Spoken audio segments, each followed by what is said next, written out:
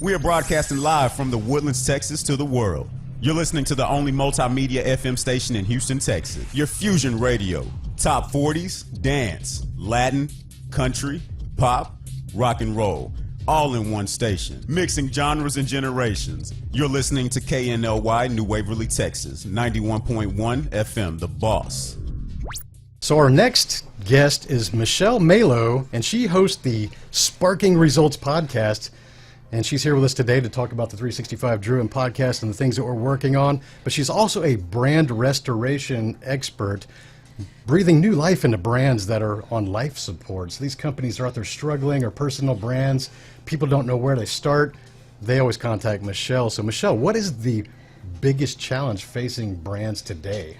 The biggest challenge really is not becoming obsolete. They get so caught up in what they used to do, what was working for them. And they're not listening to the new marketplace. They're not listening to their customers anymore. And as we age and as technology changes, these iconic brands, and even for entrepreneurs, their brands, they're losing market share, they're losing sales, but unfortunately they don't have their ears open to listen and to see where that change needs to be made. Yeah, there's so many people out there that have failed to connect to the newest generations. They're still in that old, outdated way. Billboards, even TV ads can be considered outdated nowadays, and most people don't realize that. Absolutely, and also they're not innovating in terms of products. So, even though you may have the most iconic food brand or clothing brand, go back to the Woolworths and the Kodaks and folks that didn't embrace the internet, they're not embracing the, Instagram and all those things. If you don't really disrupt your old style thinking, you're not going to be around to even be around when the new style comes in and these new generations come and pretty much take over. So give us, the listeners, an idea of what are your favorite ways to do the branding in the new way? The biggest thing is to really take a look at what your brand portfolio is. What is it that you're offering? And it really still goes back to some old school techniques, and that's research analytics, but also getting out from behind the desk, out of the corporate tower, and seeing the people. Walmart, when they first started, he was out across the street to the little restaurant asking consumers what they were looking for.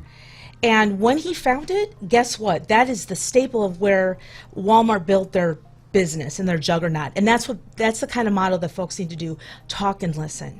Yeah, I find that the larger the corporation is, the more they're disconnected from their end consumers. And it's because when you think about these large corporations, those people have been in there 20 years to get to the decision-making levels, and they lose that connectivity. They do, but what's so interesting is they do have connectivity. They have sales, they're salespeople, they have their operations, folks that are in the grind every day. Sometimes you just have to look around, look at your team, see what they know, and perhaps look at your incentive plan and how are you incentivizing folks.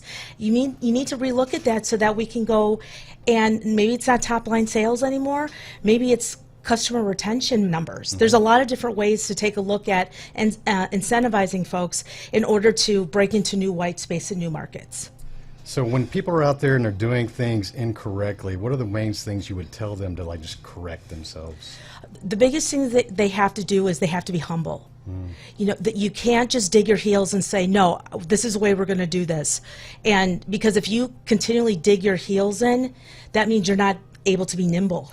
And I'll tell you, there's smaller companies out there, internet companies, that are so agile and so quick to market. If you don't take those heels out, you're going to be stuck right there where everyone else passes you by. Awesome, Michelle. Well, if people want to find you in this world, what's the best way for them to reach you? Right now, the best way to reach me would be Facebook, which is just Michelle Braning Malo, and I will be happy to connect with you there. Well, thank you for being on the show. Thank you so much.